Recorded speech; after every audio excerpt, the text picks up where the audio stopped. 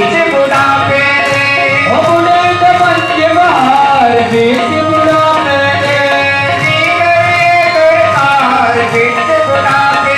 पूर्णशी और क्या और क्या और क्या और क्या और क्या? अरे आज है शनिवार। जो जो हर बार आता वो भूल गई। ये है ये है ये है। अरे आज शनिवार तो शनिवार आज जी को खुश करने जाओगे नहीं? पीपल पे दिया जलाओगे कि नहीं? नहीं आगे आगे हो लाइन में करो आगे कोई दिक्कत नहीं हो जाओ हो जाओ। चलो हनुमान जयंती है तो हनुमान जी की कितना टाइम 10 मिनट तो मेरे महाराज खा देते हैं रोज। कल से इनको साइलेंट बजाना पड़ेगा 6 बजे को बिल्कुल घंटी बुकिंग सबको दे देंगे घंटे का काम। तो हनुमान जी की एक छोटी सी कहानी सुनाते हैं आज आपको। पढ़ लो कैमरा छोड़ दो पीछे बहने देखना चाहती हैं ये पागल खड़ा पागल क्या क्या बोलता है तुम तो मुझे देखना। तो हनुमान जी जब लंका को फतेह करने के लिए विजय प्राप्त करने के लिए पुल बनाया गया था मालूम है? पुल बनाया गया तो उस समय हनुमान जी भी मेन थे। जैसे हम एक भागवत कथा हो रही है तो ये सब मेन है ये सब मेन आदमी है ये भागवत कथा करा। मैं तो नालायक हूँ बाद में आता हूँ 5 मिनट के लिए भाषण दे के चला जाता हूँ। बाकी सब ये काम ये कर रहे हैं ये लोग ये देख रहे हो सब बाकी बहनें हैं। तो कुछ बानर रीछ सबने काम करना बंद कर दिया। तो राम जी और लक्ष्मण जी देख रहे थे कि भाई कुछ लोग बैठ गए हैं काम नहीं कर रहे। तो उन्होंने हनुमान जी से बोला कि ये क्या है मतलब काम थक गए हैं बीमार हो गए हैं क्या है ये काम क्यों बंद कर दिया हमने? महाराज सब सही हो जाएगा सब ठीक हो जाएगा। तो हनुमान जी तो बहुत छोटी बात करते हैं सब ठीक हो जाएगा। राम राम राम जय श्री राम उनका चलता रहता। और 1 घंटे बाद फिर लक्ष्मण जी ने पूछ लिया कि भाई क्या सब काम बंद कर दिया सारे इधर ही खड़े हो गए नीचे लिफाफे तैयार हो गए कि नहीं हो गए? हो गए। तो लक्ष्मण जी ने पूछा कि वो कुछ लोग बैठ गए हैं बजरंग जी क्या मतलब बताओ। अरे भैया कुछ सब सही हो जाएगा ठीक होगा सब ठीक होगा। आखिर में फिर राम जी ने पूछा बताओ तो सही कुछ बात है तो उसका समाधान निकालें। कुछ नहीं महाराज ये अज्ञानी लोग हैं इनको पता ही नहीं है ये कह रहे हैं कि देखो सब कुछ बताओ स्पष्ट जो उन्होंने कहा है वही आप मेरे को बताओ। तो कह रहे हैं कि ये देखो ये हट्टे कट्टे तो रामचंद्र जी का कद 16 फुट था 16 फुट पीछे थे रामचंद्र जी से। बानर छोटे छोटे ये हट्टे कट्टे काम कर नहीं रहे और हम छोटे छोटे बानर हम काम कर रहे हैं इनको भी थोड़ा बहुत काम करना चाहिए। तो आप सिर्फ इतना कर दीजिए कि 2-4 पत्थर उठा के समुद्र में फेंक दें बस इसी से ये सारा काम सही हो जाएगा। तो रामचंद्र जी ने 2 पत्थर उठाए फेंके डूब गए। लक्ष्मण ने उठाए डूब गए और साथ में 2-4 और खड़े होने जो है सब डूब गए। अब बानरों को और ज़्यादा आ गया उसमें अपने अहम आ गया कि भाई ये तो भगवान है साक्षात भगवान है इन्होंने पत्थर फेंका तो डूब रहा है हम पत्थर फेंक रहे थे तो तैर रहा है। तो हनुमान जी इतनी तारीफ कर रहे थे कि ये है वो है ऐसा ये सब नकली माल राम ड्रामा। हनुमान जी का ये तो बात जरूर है भाई। फिर हनुमान जी ने कहा ऐसा है मैं तो आपको बात बताऊं जिसको रामचंद्र जी छोड़ देते हैं वो डूबे डूबा। ये कैसे? तो देखो उन्होंने पत्थर फेंका तो डूबा हम पत्थर के ऊपर राम लिख के फेंक रहे हैं तो तैर रहा है। तो जिसको रामचंद्र जी छोड़ दें वो डूबा ही डूबा। अब हनुमान जी ने तो समझा के अपना काम शुरू कर दिया। अब यही बात यहाँ से चलती चलती चलती चलती सीधी लंका पहुँच गई। रावण के राज्य में सारे राक्षस शुरू हो गए। अरे वो देखो वहाँ पत्थर कर रहे हैं, पता चल जाता ना, देखो जी वहाँ कथा हो रही है, ये हो रहा है, वो हो रहा है, सारी बात पूरे विकास नगर में मालूम है, ये कथा हो रही है यहाँ पूरे विकास नगर में मालूम है कि हजारों महिलाएं कलश लेके चली थी, सबको मालूम है। जितनी कलश लेके चली थी वही कथा में नहीं आ रही, तो बोल देना उनको वो कलश नहीं है, वो कलेश है।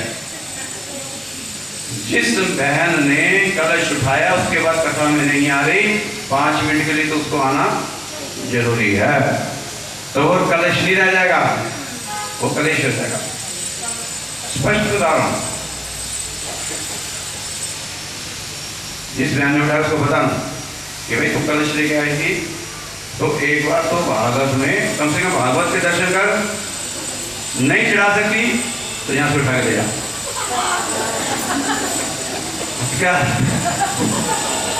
कम से कम आ तो सही, जिस भागवत के लिए तूने 3 किलोमीटर चली है, उस भागवत के दर्शन तो कर दे कि भागवत कैसी हो रही है, व्यास जी कैसे हैं।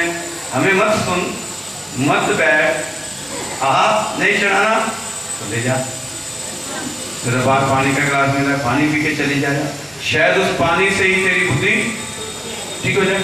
तो पानी भी तो कथा सुन रहा है ना, सारी कथा पानी भी तो सुन रहा है, पानी के अंदर भी पूरे वही गुण आ रहे हैं, वो पानी यहाँ से चल देगी तो तेरा जीवन।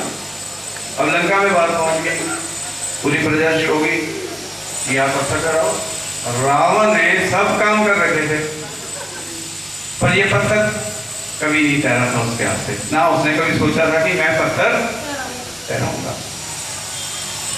क्योंकि जितना शक्तिशाली रावण हुआ आज तक कोई नहीं हुआ, जितना ज्ञानी रावण हुआ आज तक कोई नहीं हुआ, जितना सुंदर रावण हुआ आज तक कोई नहीं हुआ।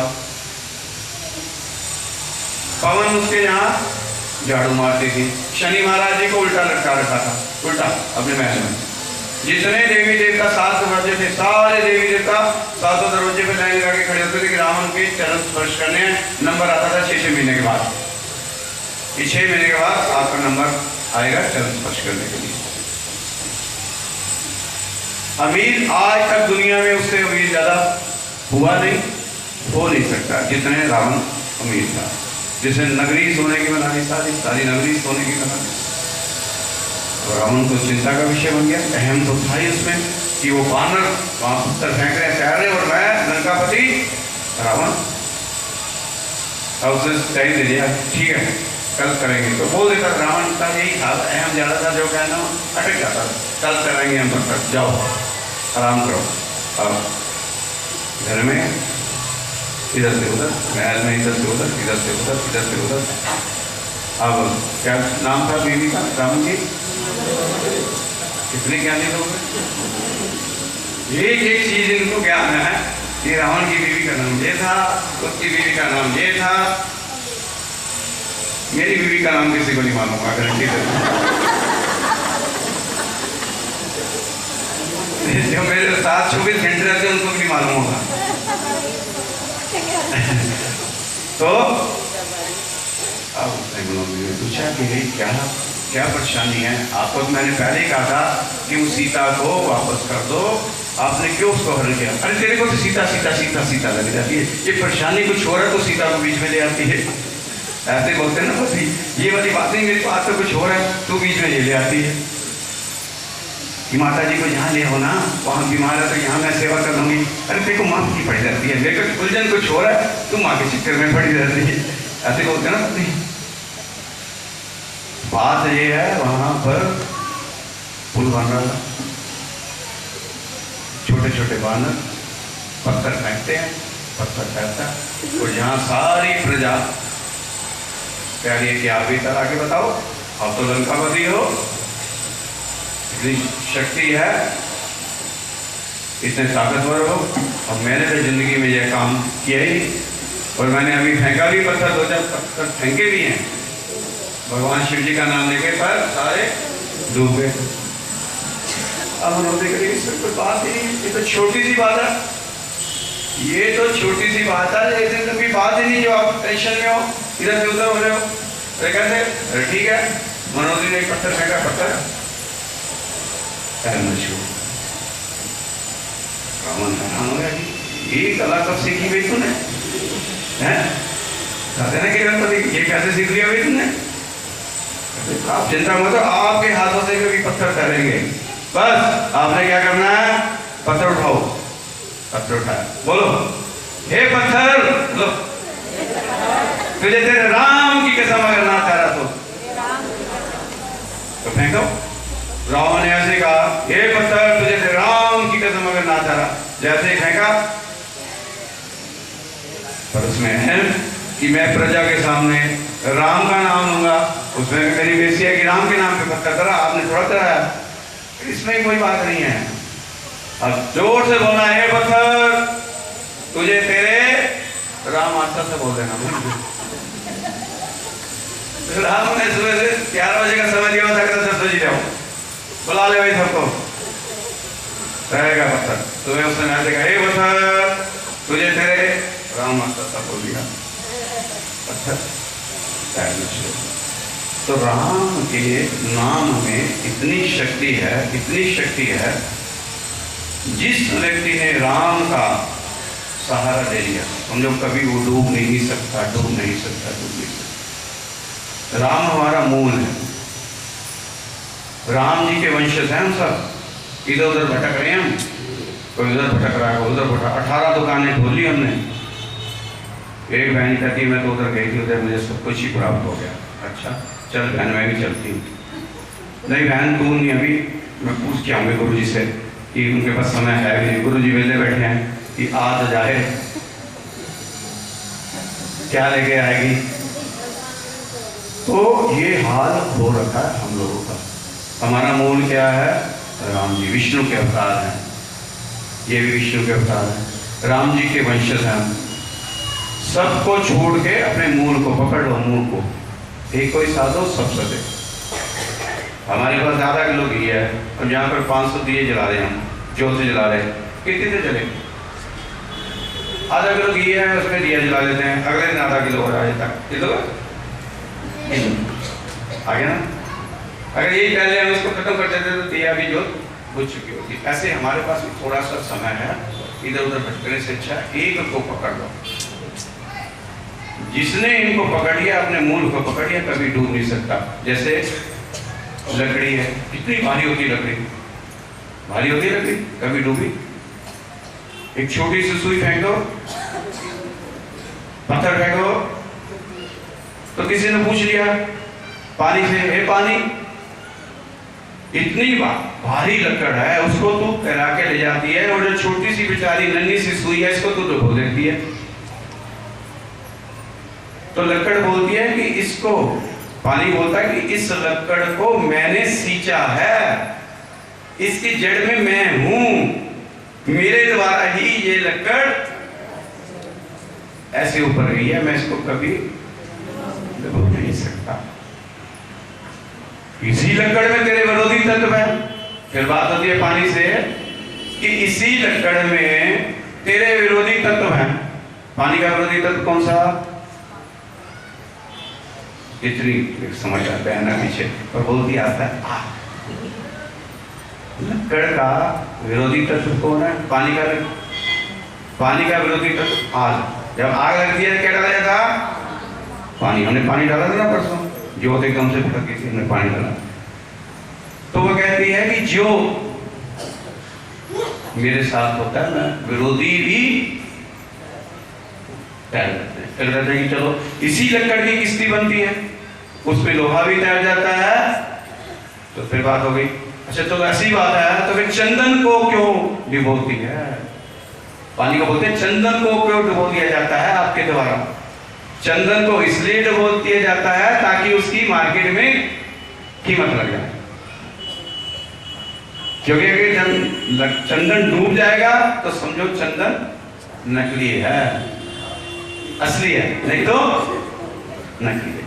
इसलिए चंदन को डुबोती हूं कि उसकी कीमत लग जाए। हमें भी भगवान तपाता है, दुख देता है, दुख देता है, दुख देता है, दुख देता है, रोज नया संकट, रोज नया संकट, तपो तपो तपो तपो तपो तपो तपो, तपा तपा के अपनी लिए तैयार कर लेता कि अब आई है ये मेरे लायक, अब बैठेगी भागवत में 4 घंटे।